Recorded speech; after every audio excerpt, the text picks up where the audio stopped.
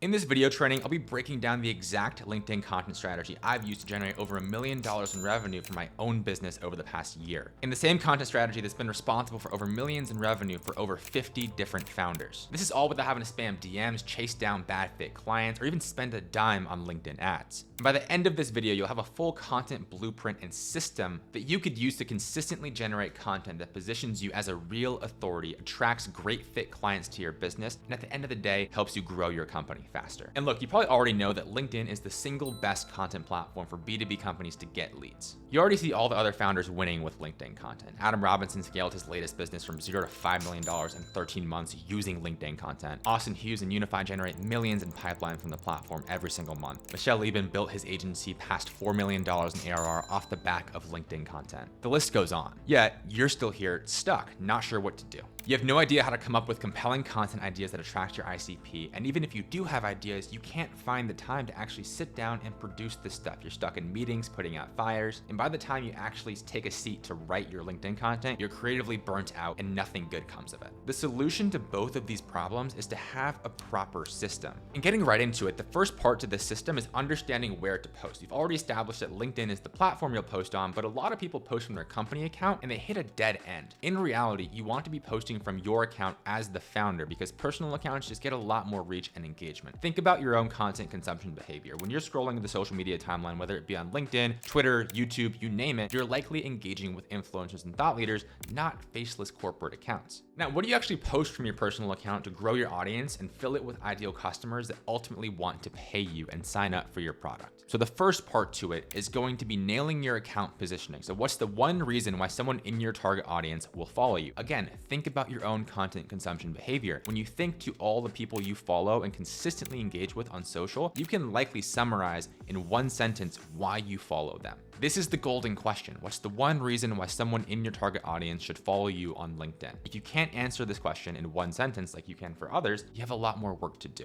Look, your goal is to become your ICP's favorite follow on LinkedIn. If they have only 5 minutes to log on and scroll the platform, you want to make sure that they are going out of their way to see your content because they find it so valuable. And the first way you do this is by being very specific in the value that you provide to your audience. The second layer to this system is you want to find content market fit. A lot of people can actually build a large audience on LinkedIn, but it's very fluffy and it doesn't translate into business outcomes. You've seen those people that have 10,000, 20,000, 50,000 followers, but struggle to actually make a living or build a business off the back of that. It sounds crazy, but it happens. You avoid this dead end by finding content market fit. So when you're thinking about your content topics, run these 3 questions through your mind. What do you have expertise in? What does your target audience care about? And what's relevant to your product? You can view this like a 3-part Venn diagram, and at the middle is where you want to be with your content in that sweet spot. Now, as an example here, I want to use Adam Robinson. He's a great example of both doing it wrong and correcting this and doing it right. So Adam was an early client of my agency. I remember sitting in my office convincing him to post on LinkedIn. When we first started posting, he had retention.com and he was selling into direct-to-consumer founders. The tricky part was Adam was not a direct-to-consumer founder. He didn't have any experience as an operator in that field. So he was struggling a bit to find topics and stories that resonated with that target customer. But what we found was when he posted content about growing a SaaS company, that content consistently went viral because Adam, prior to doing retention.com, also had another 8-figure exit. He built retention to, at the time, it was $12 million in ARR. Now it's over $20 million in ARR. So the guy knows what he's doing when it comes to SaaS growth. So version 1 of Adam's content strategy was missing that credibility piece. And the content that did do well was missing the relevance component. The SaaS content wasn't really relevant to direct-to-consumer founders. So yes, it grew his audience on LinkedIn, but it didn't really attract customers. Now, fast forward to today, Adam started a second company called RB2B, which is pretty much the B2B version of retention.com, similar product just for a B2B SaaS audience. And now he's crushing because he has very obvious content market fit across all 3 categories. He has credibility because he's targeting SaaS founders. He has plenty of SaaS experiences and stories to draw upon. The building and public content is relevant to the product because, again, he's targeting SaaS founders now, and the content is deeply interesting to that target audience. Now, the next step here, once you have a topic that gives you clear content market fit, is to establish your content pillars. So what are you going to be consistently posting about? This is going a step deeper, right? So answering the golden question is very high level, very broad, but specifically, what are your posts going to be about on a daily and weekly basis? And really, there are 3 simple pillars that you'll want to rely on here. here. The first one's going to be your industry thought leadership and points of view. Doing this type of content well is a magnet for customers. Your goal with this type of content, which is very middle of funnel, is to establish yourself as the audience's go-to resource in your specific category. You don't want to pitch your product in every one of your posts. This is more about thought leadership and establishing you as an authority than it is about pitch slapping your audience at every opportunity. So this post from Adam is a perfect example of an industry point of view done well. It's 2025. If you're a SaaS founder, you're probably screwed. Anything you do that works is getting copied, CAC is up, LTV is down. Here are the 7 things I see that are working in a world where most things are not. So Adam is giving a very clearly defined, almost polarizing point of view. And Adam does this really well. I've called it out in a few of my videos now. Leaning into negativity bias in those hooks is a great way to trigger that evolutionary wiring in human brains and get them interested in your content. Notice how this establishes Adam as a thought leader in SaaS growth, but he's not pitching our B2B. He's not saying, hey, by the way, sign up for my product. Or also item number 6 on the list, using website identification, which is the product he's selling. The sole goal of this post is to provide real value and build trust with his ICP. Now, the second pillar of content is hiring and recruiting content. Content isn't just for attracting customers. If you're a founder, you know that recruiting and getting the best possible talent on your team is super important, and you could use your LinkedIn account to do this as well. Content done right can be a magnet for A+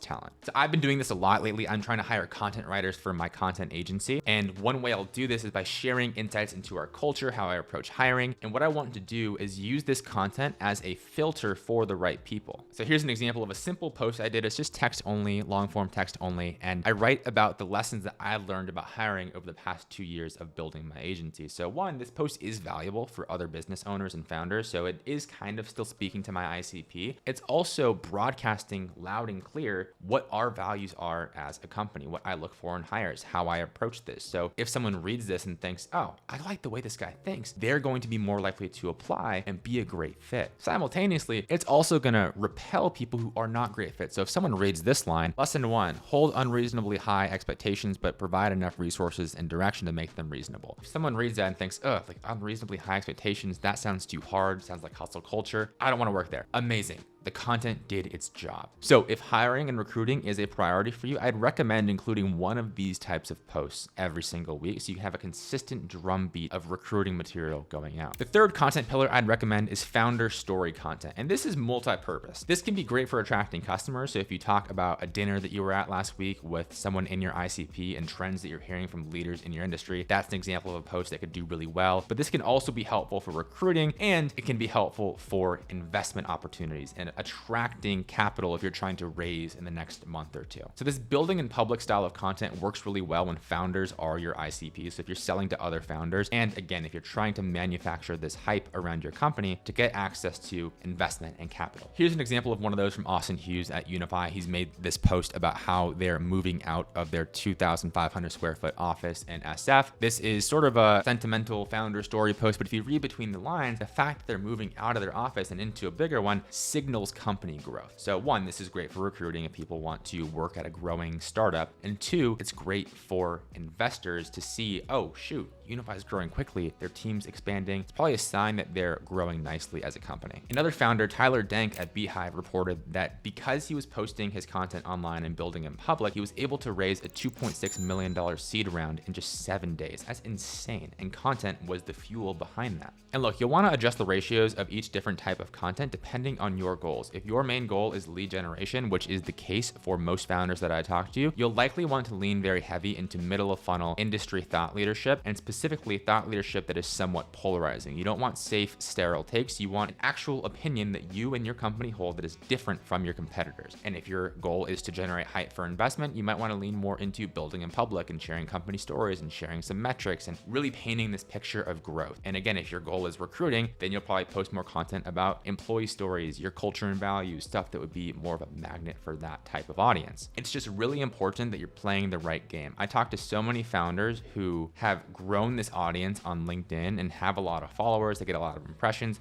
but they're struggling to use this alchemy to turn that attention into actual leads or whatever their goal outcome is because their goals are misaligned with the content that they're publishing. Now that we have your positioning and your content pillars taken care of, let's talk about formats. How do you package that content and those pillars in a way that's going to maximize maximize distribution in the LinkedIn algorithm. The good news is it's not that complicated. Right now on LinkedIn, the performance across formats is pretty well balanced. You see video content doing well, you see text-only content doing well, carousels and graphics still do well. There really is no single format that's a cheat code, but there are some nuances to consider. At a high level, I would recommend leaning most into the formats that you enjoy. So if you're a writer, go with long form text content. If you're better on video, like I am right here, then you'll want to go with more short form video. If you think more visually and that content is more appealing to you, do more graphics or carousels. Picking content formats you enjoy will keep you consistent for longer. The less you have to feel like you're grinding to stay consistent, again, the longer you're going to stay consistent. And when you stay consistent for long enough, that's how you see the compounding effects of social. Assuming you're consistent,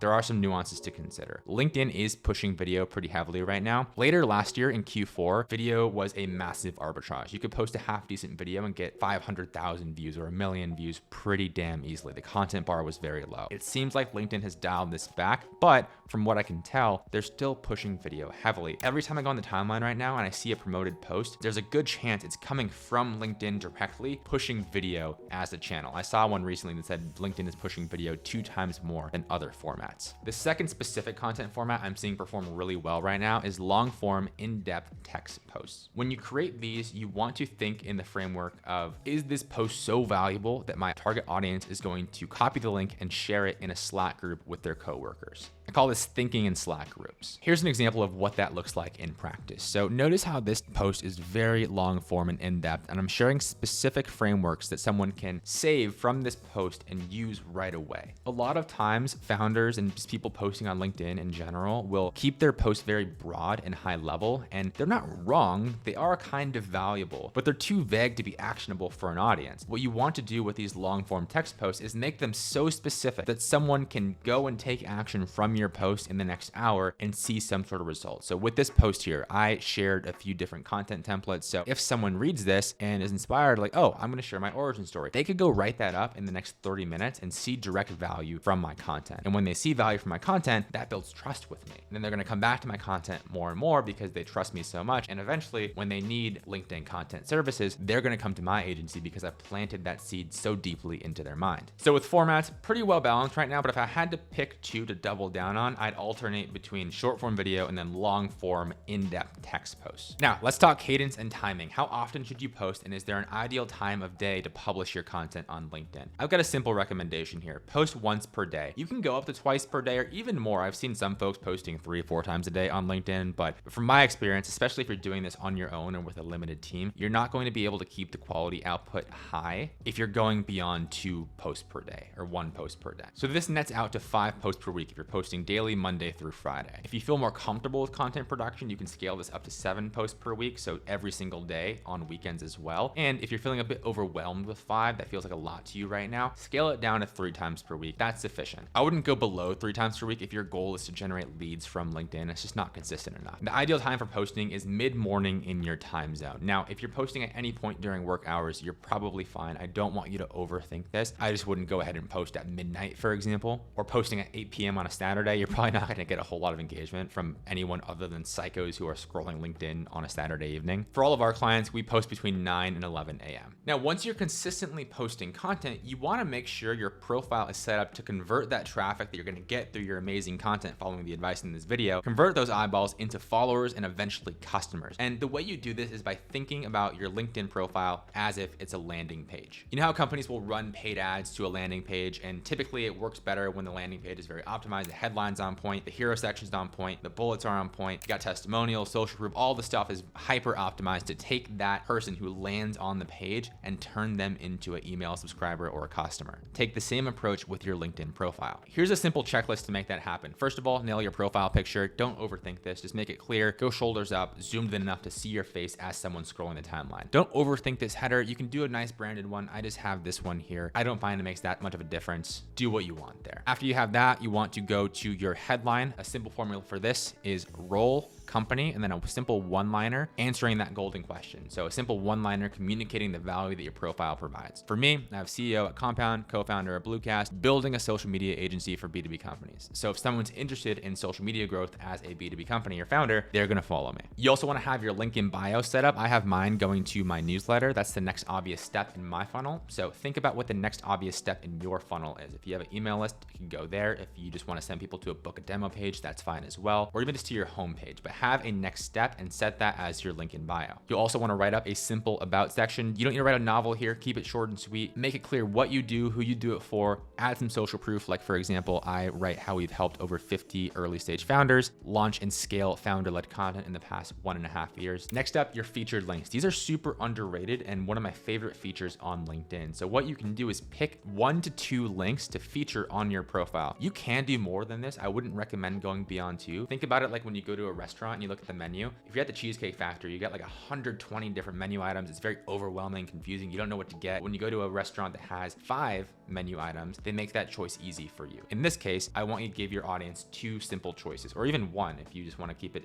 even more simple. What I'd recommend is go to your lead magnet. So in my case, that's my Social Files newsletter, and then go to your homepage or book a demo. You can also add a case study as some social proof if you'd like, but I'd recommend keeping yourself to 2 featured links max. Last thing on profile setup is to make sure your custom button is set up. So you can also have a link that shows up underneath your headline on the timeline. So as people are scrolling, they can actually see this button and they can click to your call to action without having to click to your profile. This drastically reduces the friction. And how you set this up, very easy. Just go to edit your profile and go down to premium custom button. Click edit custom button, and then I have mine as my newsletter. By the way, sign up for that if you want. It's free, tons of free resources there. Once you have that link in, click done, and you're good to go. Now that custom button shows up by every single post. Now let's move on to one of the most important parts of actually seeing results from LinkedIn. A lot of people mess this up, and that's staying consistent. We just ran through the entire content strategy, but the problem a lot of founders face is they see that, they understand that, but they don't actually go and implement it for long enough to see results. And the honest truth is, between us, is that if you can't commit more than 6 months to posting consistently on social, you do not deserve to have an audience, and you do not deserve to build a business off of social content. So what I want to run you through next is simple systems for staying consistent. It doesn't have to be that hard. The first piece of advice I have for you is to consistently commit 60 minutes per day to writing, research, and content. Think of writing content like going to the gym. When you first start going to the gym, you're not going to be able to lift heavy. Your endurance is going to suck. You're going to feel overwhelmed, and you're going to feel like you suck at fitness. You're going to second guess why you even walked into the building in the first place. And every ounce of your being is going to want to quit. Content feels the same way. When you first start writing a single LinkedIn post might take you 3 hours, and you're like, oh my gosh, I suck at writing. I'm terrible at this. Should I even be doing this? I see everyone else doing this and it looks so much easier to them. Like, am I made for this? But back to the gym analogy, as you consistently show up, you get stronger, your endurance improves, and suddenly the way that used to feel very heavy doesn't feel heavy anymore. Same thing happens with your writing. As you write consistently, you can write faster, you write better quality work, and that post that took you 3 hours to write might only take you half an hour now. I can sit down and write a LinkedIn post from start to finish in 10 minutes if I have to. Really, I could do it in 5 if I really had to. But that wasn't the case on day 1. And the single most important thing for you to understand is that writing is a skill that takes time. There are not many great writers on this earth. It is a rare skill. So for you to expect to sit down on day 1 and be a pro at it is kind of silly. And if you do nothing else but carve out 60 minutes of your calendar every day to really improve this skill, you will be so far ahead of all of your competitors 6 months in, a year in. I've been writing for 7 years consistently, and it has changed my life. And to this day, every single morning, that first hour after I wake up, I spend writing. The second pro tip here for improving your consistency, which is a little bit less fluffy and more tactical, is using AI tools to speed up your workflow and create more output in less time.